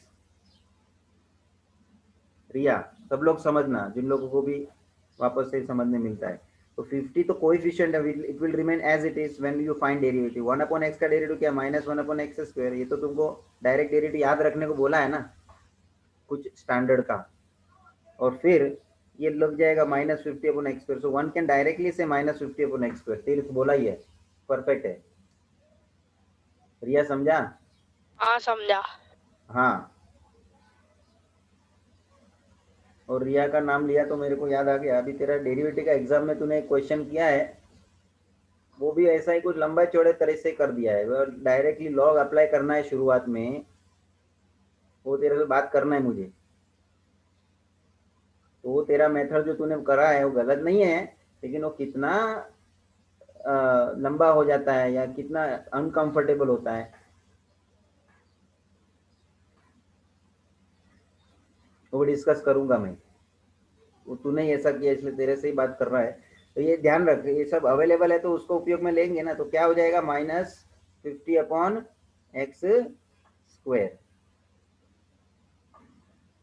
क्लियर है? अच्छा, +14 का डेरिवेटिव था 0 है, लिखने की जरूरत नहीं है। और x अपॉन 2 में 1 अपॉन 2 अलग लिखेगा तो मल्टीप्लीकेशन में x के साथ, तो वो उसका कोएफिशिएंट होगा, तो वो उसका coefficient remain as it is उस हिसाब से। और x का डेरिवेटिव 1 हो जाएगा, तो 1 अपॉन 2 बचेगा। भाई लोग सब लोग को पूछता हूँ, ये स्टेप क्लियर है डेरिवेटिव का? क्योंकि है ये 11th वाली बात, सब इसका मामूली डेरिवेटिव निकला है। सबको बोलता हूँ, कोई भी यहाँ पे डेरिवेटिव लेने में कुछ दिक्कत है तो बात करो। रोशनी? Yes sir. समझा? Yes sir. अरे वो अंशिका क्यों नहीं ज्वाइन होती है? सर गांव गई है वो। उधर से होना चाहिए कि नहीं, कि उसको नहीं हो सर रहा है? नेटवर्क इशू बोलती है, होता है ज्यादा। अच्छा, मुझसे मांगती है, मैं फोटो क्लिक करके भेजती हूँ उसको। अच्छा करती हो। मतलब उसका मैं बोला रह नहीं जाए भाई, जो भी एब्सेंट रहता है उसके लिए टेंशन तो है ही। ठीक है, फाइन। तो ये डेरिवेटिव निकल गया, डेरिवेटिव निकला, ये पहला पार्ट खत्म हो गया मेरा। अब मेरे को बोला है सिंस एवरेज कॉस्ट इज, क्या बोला है क्वेश्चन में, decreasing, average cost is decreasing given, therefore उसका derivative should be less than 0। ये नॉर्मली हमारा आदत क्या है मालूम है ना, F dash X is less then लिखने का आदत है, यस और नो?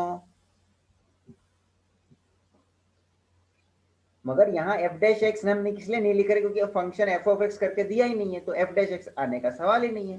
फंक्शन एवरेज कॉस्ट है हमारा, तो उसका डेरिवेटिव निकलता है d by d x of a c.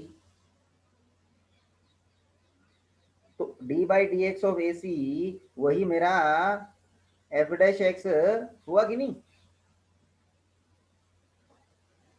तो बात खत्म हो गई।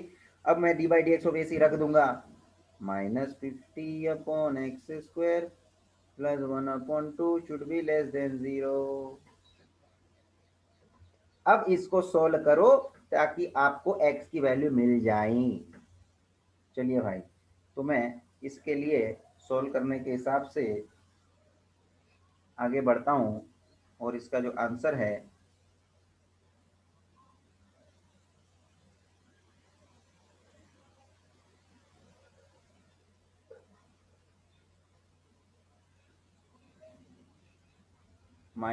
अरे क्रॉस मल्टीप्लाई कर लो, -100 plus X square upon 2x square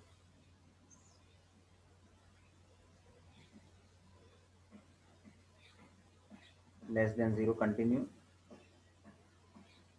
therefore अब ये पूरा का पूरा जो 2x है वो उधर जाएगा राइट हैंड साइड में, तो 0 से मल्टीप्लाई होगा 0 हो जाएगा, so it is going to be -100 plus X square should be less than 0, which can be written as x square minus 100 should be less than 0. Everybody is cleared up till this much? Swaraj,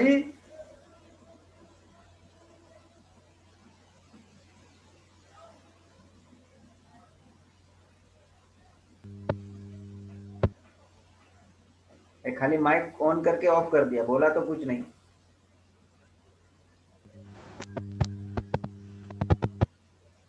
अरे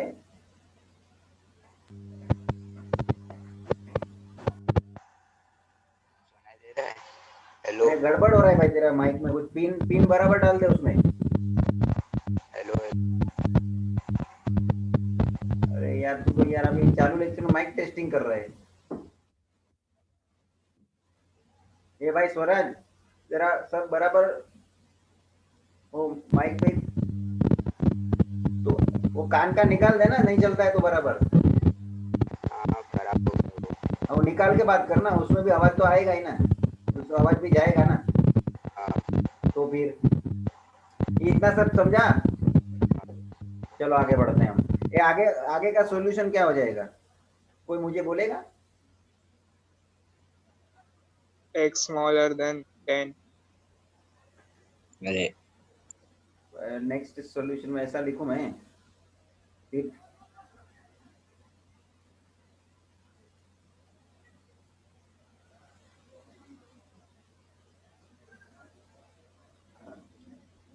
उससे better मैं थोड़ा आपको थोड़ा लंबे रास्ते से लेके जा रहा हूँ जिसका उपयोग आप कर पाएंगे बराबर। देखो x square I will write 10 square, 100 को 10 का स्क्वायर। अब मैं ये a square minus b square, a plus b, a minus b, x plus 10 x minus 10 less than 0। ये वापस देख, दो ब्रैकेट आ गया ना, ये नंबर 1 ये नंबर 2, दोनों ब्रैकेट का मल्टीप्लिकेशन क्या होना चाहिए? लेस देन 0 होना चाहिए, मतलब नेगेटिव होना चाहिए। तो भाई आपके मालूम है, पहला ब्रैकेट का आंसर पॉजिटिव है तो दूसरे का नेगेटिव होए, पहले का नेगेटिव होए तो दूसरे का पॉजिटिव होए, है ना। अब मैं जब ज्यादा एक्सप्लेनेशन में नहीं पढ़ रहा हूँ, आपको डायरेक्टली कंडीशन में लेके आता हूँ।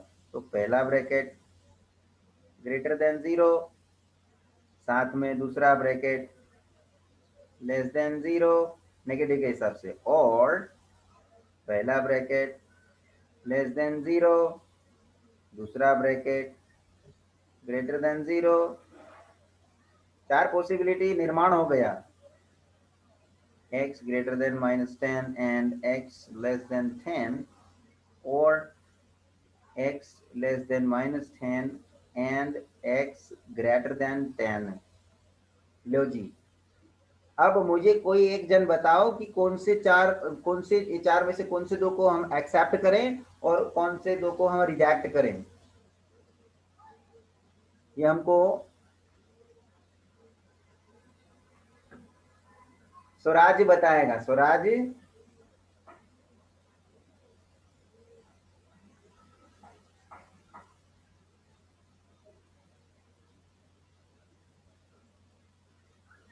Swaraj are you there?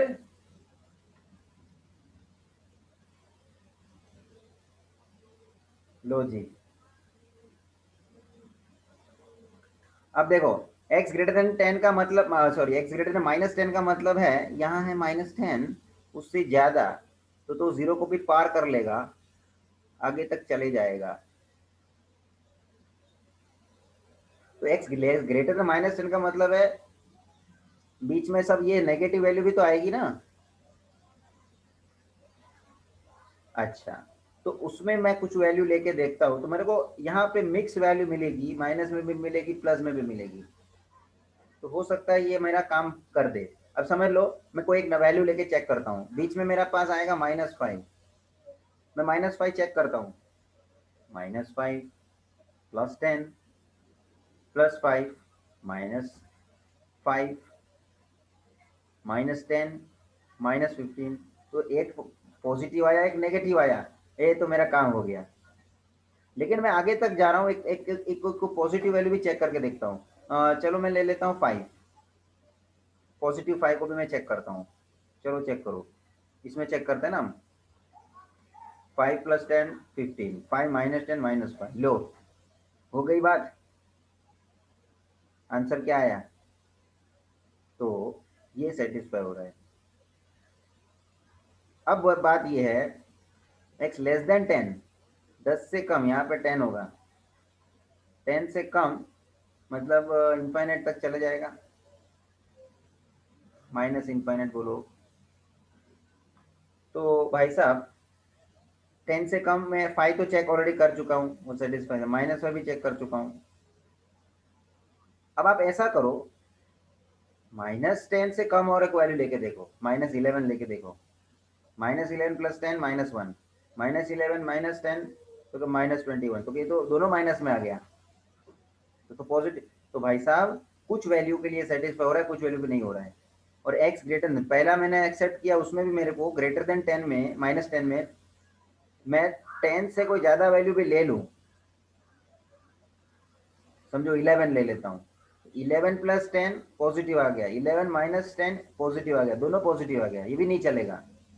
तो एक एक्सटेंट के बाद वो सेटिस्फाई होना बंद हो जा रहा है, मगर एक लेवल तक उस एक्सेप्टेंस मिल रहा है।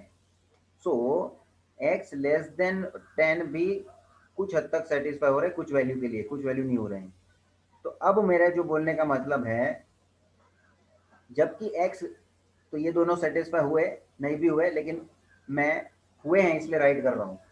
अब x लेस देन -10 मतलब -10 से कम, मैंने -11 चेक किया, हुआ ही नहीं, तो उससे और मैं नीचे चले जाऊंगा तो होएगा ही नहीं ना। तो ये तो एक भी वैल्यू सेटिस्फाई नहीं कर रहा है। पहले दो में तो चलो ठीक है, थोड़े बहुत वैल्यू सेटिस्फाई हुए, थोड़े नहीं होने हुए, मगर इसमें तो एक भी नहीं हो रहे हैं। और इसको देख लो, तो कि 10 से ज्यादा मैंने 11 लेके चेक किया था अभी, तो वो भी नहीं हुआ, तो उसके ज्यादा और भी लेते जाओगे तो आप होने ही नहीं वाला है, तो इसको भी आप टोटली रिजेक्ट करो। So this to possibility can be accepted at certain extent, whereas these two possibilities are totally rejected because एक भी वैल्यू उसका सेटिस्फेक्शन नहीं हो पा रहा है। सो मेरे लिए कौन सी वैल्यू को आपको फाइनल करनी है? therefore x greater than -10 and x less than 10 will satisfy। therefore इसको कैसे लिखने का है? ये मेरा नंबर लाइन मैं वापस बना रहा हूँ, -10 इधर है और 10 इधर है, बीच में 0 है, तो -10 से ज्यादा मगर 10 से कम, तो भाई 10 से आगे मत जाना, 10 से कम मतलब ये बीच की वैल्यू आएगी सब। और एक ध्यान रख, ये ऐसा डायग्राम कभी बना था, ऐसा डायग्राम अपने को प्रीवियस क्वेश्चन में बना था कि नहीं? ये देखना बीच का, ये सबको दिख रहा है क्या? तो ये भी तो क्वेश्चन डिक्रीजिंग का ही था ना, तो ये ध्यान रखना डिक्रीजिंग में बीच का पार्ट आता है। अभी देखो कुछ बातें मैं अभी आपके सामने डिस्क्लोज कर रहा हूँ, क्योंकि कुछ आपको एक्सपीरियंस होता है तब आप कर पाते हो ना, उसको समझ सकते हो।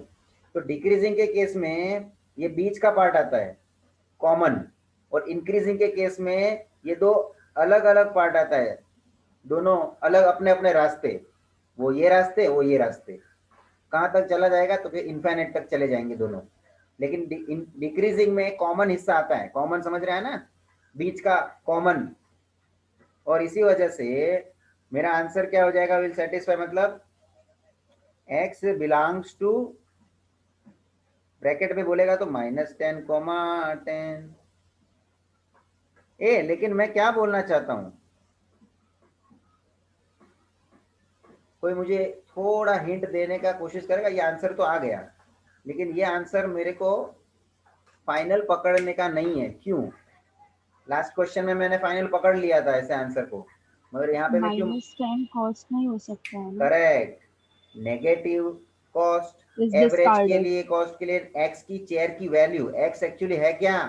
Number of chairs. Chairs. Number of chairs can not be negative, Negative. production cannot be negative in general, but number of chairs cannot be negative. Hence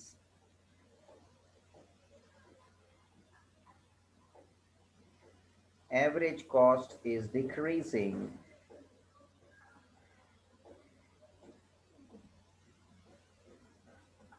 at x belongs to।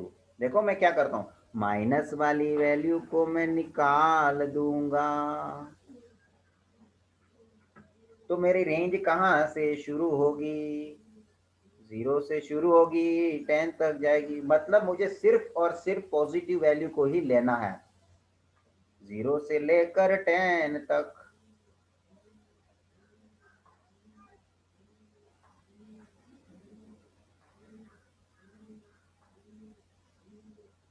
इसका मतलब मैं ऐसा भी लिख सकता हूं, that is x belongs to, your x is lying between 0 and 10। Sure है? Reason भी देख रखा है, number of chairs can not be negative. मैं अच्छा था क्वेश्चन, ऐसे क्वेश्चन की हम अपेक्षा रखते हैं, लेकिन ये जो है इन लोग कॉमर्स के रिलेटेड बातें करके भी क्वेश्चन ऐसे देते नहीं है। सादे सादे सिंपल सिंपल से क्वेश्चन देके छोड़ते हैं, खाली function function F of x. ये कुछ कमर्शियल बातें को जोड़ के क्वेश्चन बनाएंगे ना, तो थोड़ा तुमको भी रियलिटी की बारे में ये पता चलेगी कि हाँ ये सब चीजों के ऊपर भी क्वेश्चन बन सकता है जी। अच्छा क्वेश्चन। ऐसे कभी कभी उन लोग अलग अलग चीज के लिए बोलते हैं, जैसे कि एक लास्ट एग्जांपल देखिए, मैं आज का लेक्चर खत्म करूंगा। एग्जांपल नंबर 4, ये क्या था? एग्जांपल नंबर 3 था ना? हाँ। एग्जाम्पल 4। ये पर पहले तो इसमें कुछ पूछने का रहता है क्या किसी को? तो आगे बढ़ो, थोड़ा सिंपल सा लेके खत्म करने की कोशिश करता हूं। हाँ,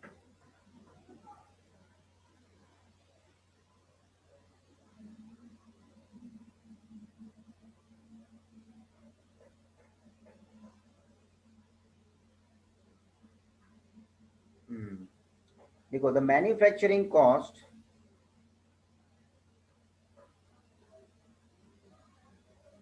of X items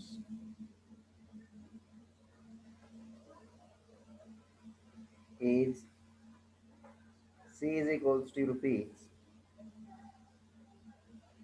110 plus 2x full stop. If P is the price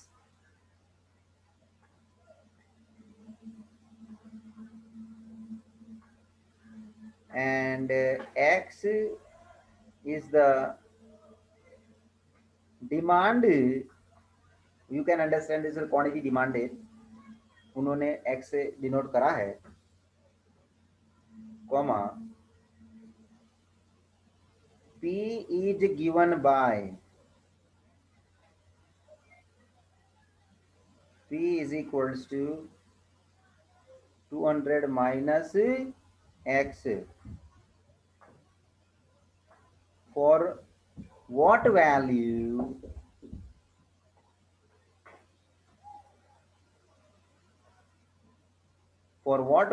of X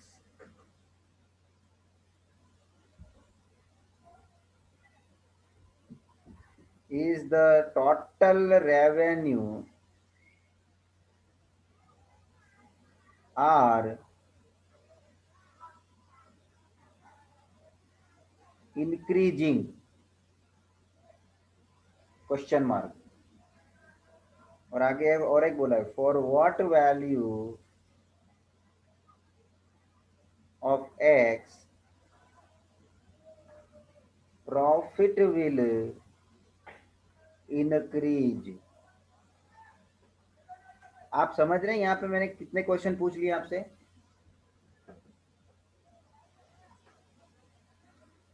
दो question. One is about find X when total revenue is increasing and another find X when profit is increasing. और सीधी सी बात है, कोई भी business में अपना revenue increasing के लिए सोचेगा ना, और कोई भी अपने बिजनेस के लिए प्रॉफिट भी तो इंक्रीज होने के लिए ही सोचेगा ना। लेकिन यहाँ दो क्वेश्चन हो गए इनडायरेक्टली, एक रेवेन्यू के लिए सॉल्व करने वाला और एक प्रॉफिट फंक्शन के लिए सॉल्व होने वाला, बिकॉज दोनों के लिए इन्होंने इंक्रीजिंग के हिसाब से बात करी है। तो मेरे पास रेवेन्यू फंक्शन होना चाहिए एक बात, मेरे पास प्रॉफिट फंक्शन होना चाहिए दूसरी बात।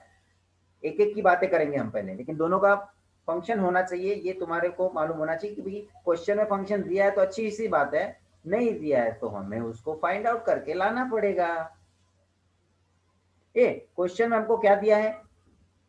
Manufacturing cost of X items C, ये तो हो गया टोटल कॉस्ट।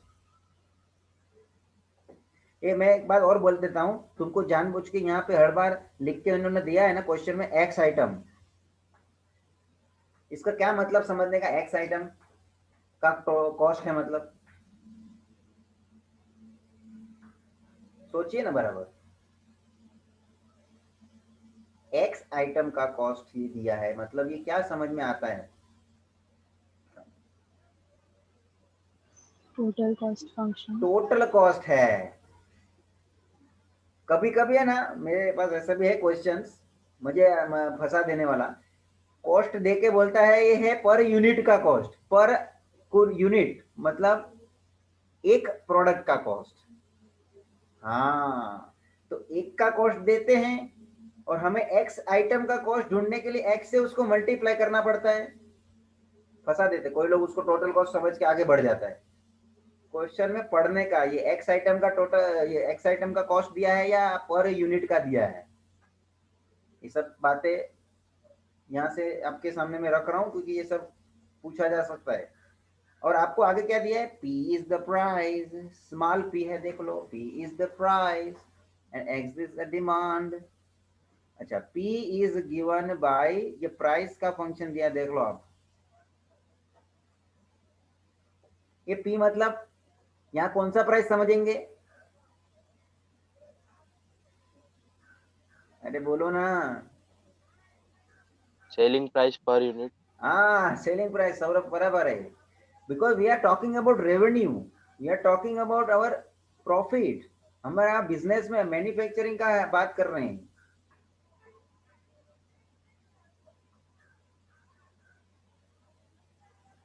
चलिए आगे क्या दिखा है, what is the x value, the total revenue which is increasing, ये तो मेरे को बता, तो टोटल रेवेन्यू का फंक्शन तुमको क्वेश्चन में दिया है क्या,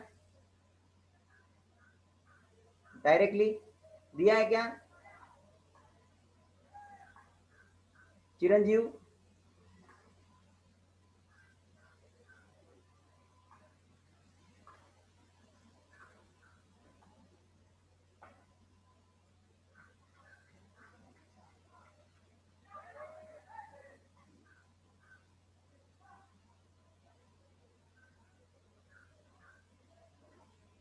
देवांशी,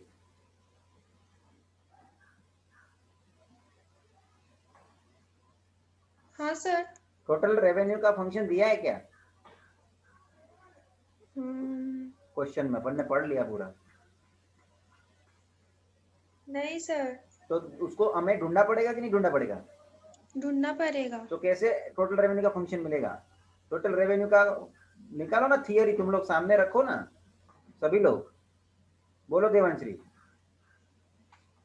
एक second sir. How to get total revenue function? मैं बोलता हूं तभी मत निकालो, सभी लोग जरा, जितना भी बात चल रहा है तुमको भी समझता है, क्या ढूंढना पड़ेगा हमको, तुम्हारा भी सामने सॉल्यूशन आना मांगता है, नहीं पता है डायरेक्ट फॉर्मूला तो भी सामने रख के देखो, और देख के तो बोलो at least.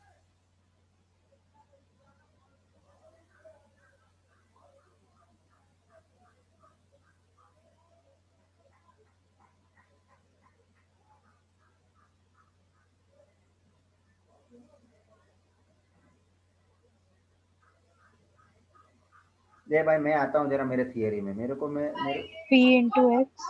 P into x correct है। देखो मैं आता हूँ, आर के ऊपर आता हूँ, मेरे को भी आने दो भाई।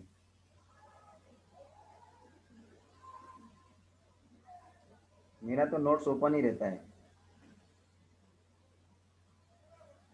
ये ले, रेवेन्यू फंक्शन पे आ गया, ये देख देवांशरी, हाँ सर। देखो मैंने लिखा है ना, R is equal to P into x, या तो कभी कभी हो सकता है पी इंटू डी भी ना।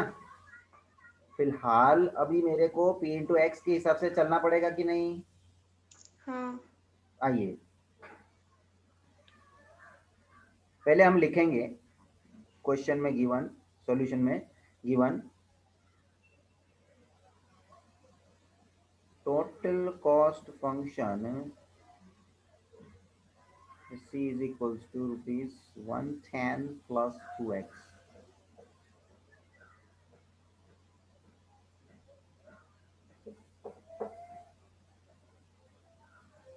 And P is equals to 200 minus x. Now, total revenue, मैं खास करके इतना आपको एक्सटेंड करके लिखवा रहा हूँ, total revenue of x item is equals to, ये P मतलब सेलिंग प्राइस, अभी मैंने पूछा ना आपको, तो प्राइस एक का सेलिंग प्राइस ये है, तो x नंबर ऑफ आइटम का सेलिंग प्राइस कितना होना चाहिए, x से मल्टीप्लाई करेंगे, दैट इज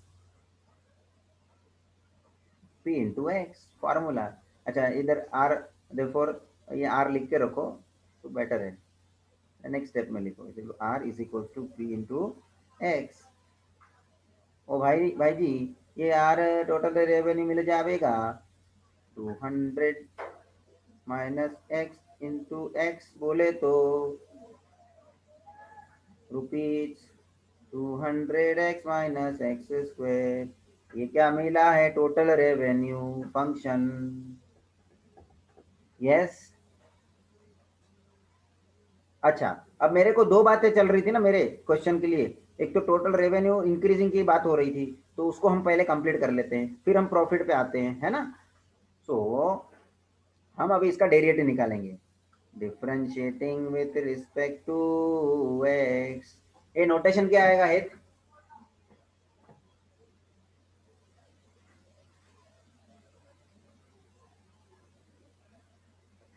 ये हेत वापस चली गई लगती है। लास्ट टाइम किसको बोला था इसको बोलने को? सर मुझे बोला था। हाँ, क्या हुआ? मैं बोलू है ना। तो क्या उसके उसने क्या बोलू? એનું કોઈ કોઈ વાર મતલબ નેટવર્ક ઇશ્યુ હોય છે ત્યાં એમ तो બોલ્યું इधर मेरे को क्यों दिखता है? સર ખબર નહીં।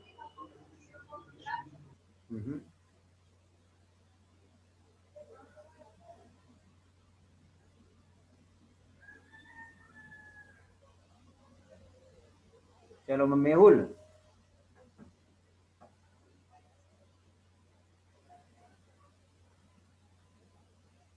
नहीं बोलते हैं। हाँ सर। हाँ बोलो, इसका डेरिवेटिव का क्या नेक्स्ट आएगा? Sir dr/dx। Correct, dr/dx। आगे बोलो। Sir equals to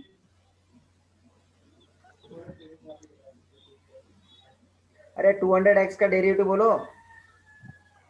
200 minus x square का 2x।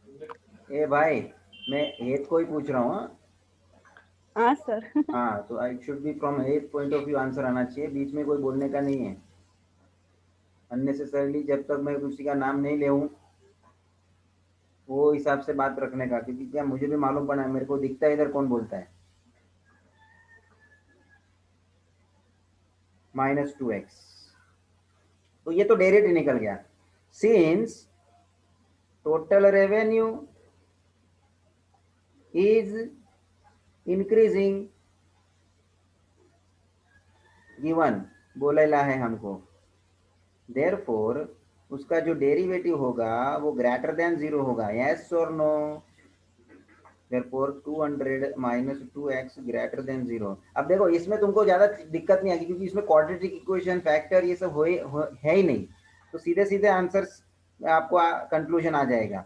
So it should B, और इसको हम पलटी मारेंगे इस तरह से।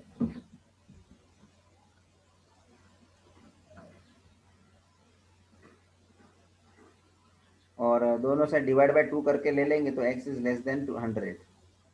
मतलब नंबर ऑफ आइटम हम 100 से कम प्रोड्यूस करेंगे ना, तभी हमारा रेवेन्यू क्या होना चालू हो जाएगा? इंक्रीजिंग होना शुरू हो जाएगा। So what comment I suppose to write? Therefore total revenue is increasing at x less than 100। लेकिन यहाँ थोड़ा डाउट है मुझे, x लेस देन 100 का मतलब मैं क्या मान के चलूंगा? There should not be negative items. तो इसका मतलब मैं यहाँ स्पेसिफिकली और लिखना चाहूंगा, देखो x should be restricted till 0। ये बात सबको समझ में आई? और किसी को ऐसा लिखने की कोशिश करनी है तो ऐसा भी लिख सकते हैं, 0,100। भाई समझ रहे ना? अभी मैं अलग अलग ढंग से जो लिखा हूँ आगे भी लिखा हूँ, लेकिन मैंने यहाँ रिस्ट्रिक्शन कर दिया उसको 0 तक। और यहाँ कारण में लिखेंगे हम x which is number of items cannot be negative। सही बात है? तो ये होगी बात।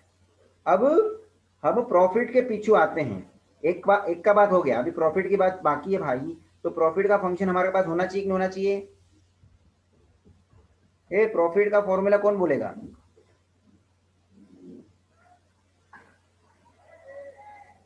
Total revenue minus total cost, total revenue minus total cost. Total revenue है क्या? ये अभी तो हमने निकाला टोटल रेवेन्यू का फंक्शन। ये देखना भाई, 200x माइनस एक्स स्क्वायर। ये भाई ढूंढा ना सबने, वो तो डायरेक्ट रख दूंगा। और टोटल कॉस्ट क्वेश्चन में दिया है 110 प्लस 2x, 110 प्लस 2x। मेहरबानी करके ब्रैकेट करना, बीच में माइनस है। तो मेरे को टोटल प्रॉफिट मतलब पाई क्या मिल जाएगा? 200x minus x square minus 110 minus 2x। Therefore pi is equals to 200x। अच्छा, इसको सॉल्व कर लेंगे ना हम। 200x माइनस 2x बोले तो 198x minus x square minus 110। ये हमको मिल गया प्रॉफिट फंक्शन। अब इसका डेरिवेटिव लेंगे differentiating with respect to x। चल भाई, ये नोटेशन क्या आएगा? D pi by d x. D pi by d x. देखो डेरिवेटिव बोलो भाई, क्रिश आप ही बोल लो। 236 198 minus 2x minus 2x, that's it. Since profit is increasing, बोलेला है ना क्वेश्चन में, therefore d pi by dx should be greater than, देखो बोला है ना भाई इंक्रीजिंग, ये आ गया इधर क्वेश्चन। इंक्रीजिंग के हिसाब से greater than 0, derivative will be greater than 0। तो डेरिवेटिव क्या है? 198 minus 2x greater than 0, therefore 198 greater than 2x। इसको पलटी मार, 2x लेस देन 198। ये लॉजिक सबको पता होना चाहिए। Variable should be left hand side, therefore ये हमने एक्सचेंज इस तरह से साइड को किया है।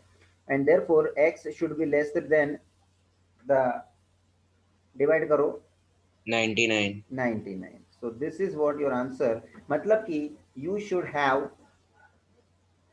below 99 items to be sold, and that means you will have your profit as increasing.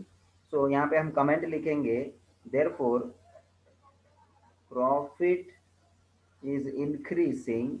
ये वर्ड प्रॉब्लम टाइप है तो उसको कंक्लूजन में भी इस तरह से पूरा लिखना पड़ेगा, इधर छोड़ने का नहीं है। At x less than 99, x less than 99 का मतलब नेगेटिव नहीं पकड़ने का है। दैट इज ऊपर हमने जैसे लिखा था ना कि कैन नॉट बी नेगेटिव, वैसे यहाँ पे भी लिख के हम कमेंट में छोड़ देंगे। That is x should be between 0 to 99, और we can write like this, x belongs to 0,99। एक कमेंट में लिख देना can not be negative. Same भाई, था ना मजेदार क्वेश्चन। मैंने तुमको जो एग्जांपल है उसमें मैंने कॉस्ट की बात करी, एवरेज कॉस्ट भी ले लिया, आपके सामने ये प्रॉफिट वाला और रेवेन्यू वाला भी ले लिया।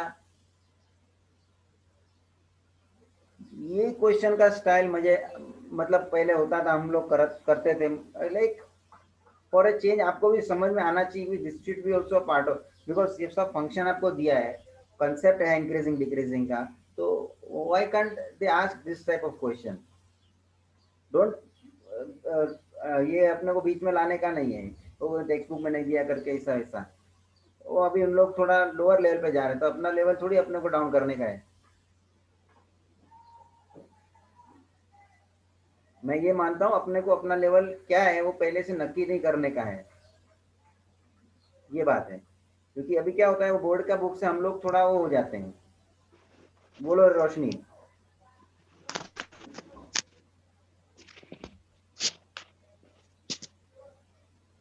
रोशनी कुछ पूछना है?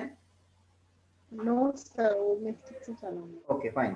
तो अब किसी को भी कुछ पूछना है तो बात करो। I am going to end this session, so we can start from exercise नहीं, in the next question.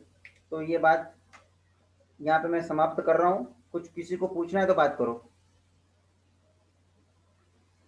Clear to all of you? हाँ, ये प्रैक्टिस करना वापस से चाहिए, तो ये अच्छे से क्वेश्चंस हैं। फाइन। सो आपको एक बात बोल देता हूँ, चाहिए तो आप लोग सॉल्व एग्जांपल देखना मतलब टेक्स्ट बुक के जो एक्सरसाइज के पीछे अभी दिए रहेंगे उसके सॉल्व। और मेरे को तो लगता है बहुत से लोग ये जो आ जाएगा ना, आराम से उन लोग एक्सरसाइज भी पूरा कर सकते हैं। हाँ, उसमें एक टाइप का क्वेश्चन है जो पहला वाला, वो मत करना, वो मैं कराऊंगा, और एक स्टाइल का क्वेश्चन बाकी है। सेकेंड के बाद सब क्वेश्चन तुम कर सकते हो, even though I will be taking in lecture only. और एक स्टाइल इसका और बाकी है, वो मैं कराना हूँ before I start exercise. Fine. So I am ending this meeting here. Thank you friends.